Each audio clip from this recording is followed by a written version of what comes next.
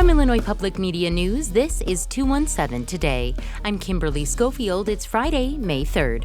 Coming up, as wool prices have dropped, many sheep producers feel like this fiber is a burden rather than a bonus. But some are pivoting and finding new options. That story in just a few minutes, but first, these headlines.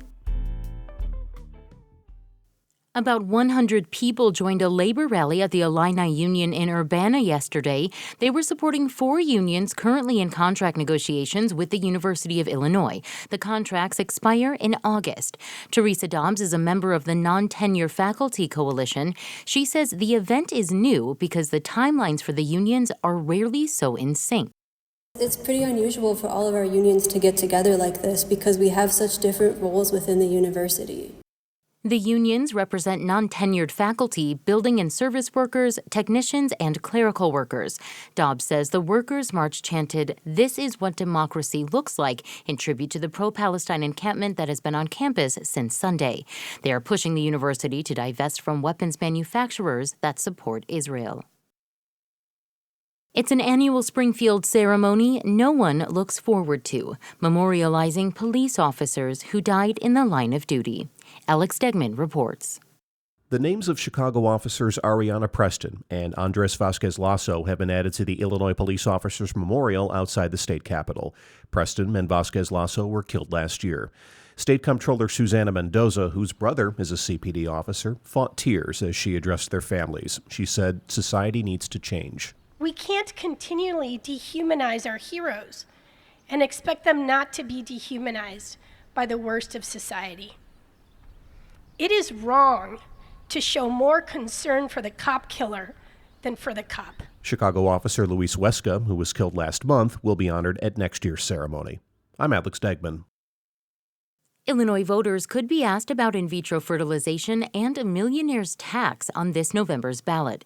Both the House and Senate approved a measure that would ask voters whether millionaires should be taxed more to aid property tax relief, whether insurance plans should cover in vitro fertilization treatments, and if candidates for public office should face civil penalties for interfering with election workers.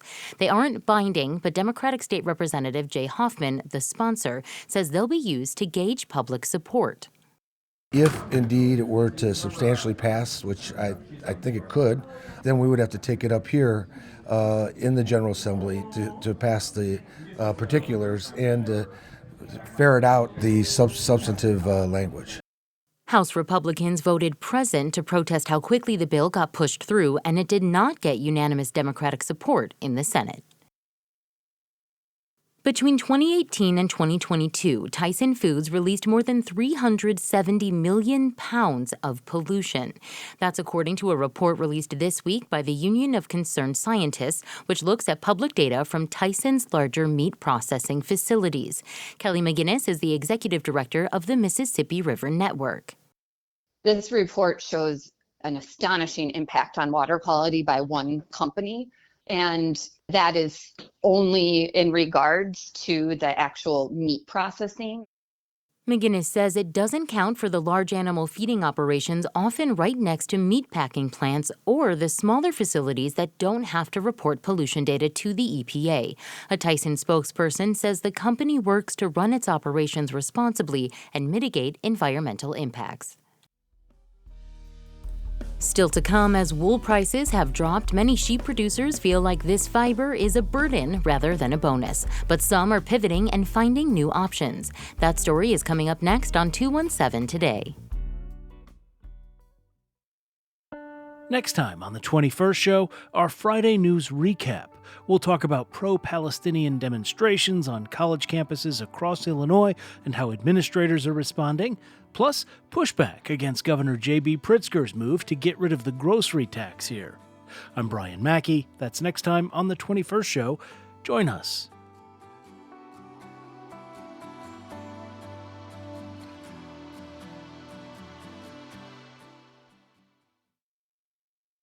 You're listening to 217 Today. I'm Kimberly Schofield. Sheep producers in the Midwest say wool prices have been dismal for decades, but in recent years, they've fallen to new lows. That's left producers sometimes dumping wool rather than selling it for cents on the dollar. But as Harvest Public Media's Rachel Kramer reports, now some producers are pivoting. It's early spring, and sheep shearers have come to the Corey family farm. With smooth, clean strokes, a shearer cuts through several inches of wool on a ewe. In just minutes, a fleece drops to the floor, and the ewe returns to the flock with her new buzz cut. On this day, more than 100 sheep at this central Iowa farm were sheared, each losing about 8 pounds of wool. But it won't bring in much money. We'll get just a few cents a pound, really. That's Mary Corey, regardless of what they get paid for the wool. She says shearing is essential for the sheep's health and for lambs to more easily nurse in the spring. Tom Corey, who started raising sheep in the early 1960s, remembers when wool was an asset. I was able to get enough money from that wool that I could pay for their winter feed. Today, I can't even pay for half the shearing. The Coreys, like most producers in the Midwest, raise sheep primarily for meat, not the wool.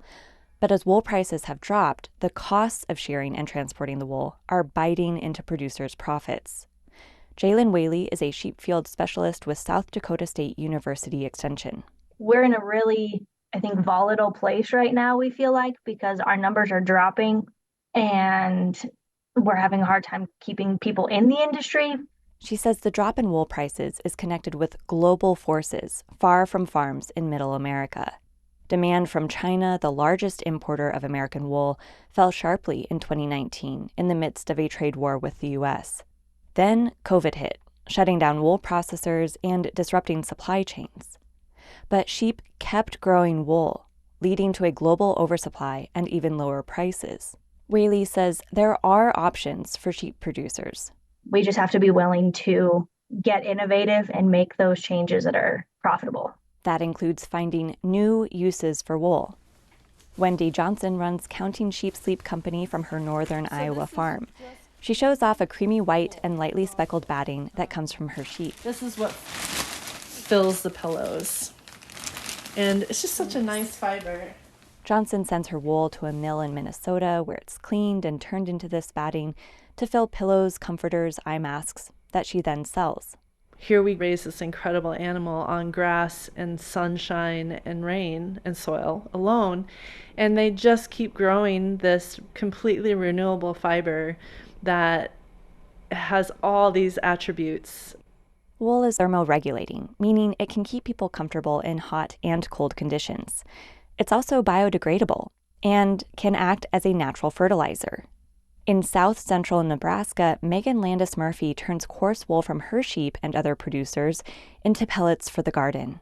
I think wool pellets are a great outlet for this underutilized wool, and then it's also beneficial for plant enthusiasts and gardeners alike.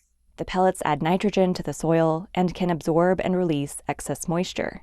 Landis Murphy says she's glad to help producers find a new use for their wool through her Kestrel Ridge Pellet Company. I think it's really exciting for sheep producers because I've heard of them just like burying or burning their wool just to get rid of it because they feel like that's the only option they have. But some producers are moving toward a sheep that doesn't produce much wool. Called hair sheep, they naturally shed in the spring, so no shearing is needed. Back on Tom and Mary Corey's farm, they've bought a small flock for one of their sons to raise. To incorporate a hair breed of sheep that would not require the shearing, and there are also other potential benefits of just being a hardier type sheep. But Ron Kilstrom, one of their shearers and a sheep producer himself, isn't so sure about wool-less sheep. It disturbs me a little bit. Sheep should have wool on them, period. After all, shearing sheep is his business. For Harvest Public Media, I'm Rachel Kramer. Harvest Public Media is a collaboration of public media newsrooms in the Midwest and Great Plains. And finally, in your forecast, meteorologist Andrew Pritchard says today will be mostly cloudy with a high of 76 degrees. That's it for today. 2 and 7 Today is produced by Stephanie Mosqueda. Reporting today contributed by Emily Hayes, Alex Degman, Eric Schmid, and Rachel Kramer. Music by the Kilbourne Alley Blues Band. Reginald Hardwick is our news director. I'm Kimberly Schofield. 2 and 7 Today is a production of Illinois Public Media. Thanks for listening, stay safe, and we'll talk to you again on Monday. Have a great weekend.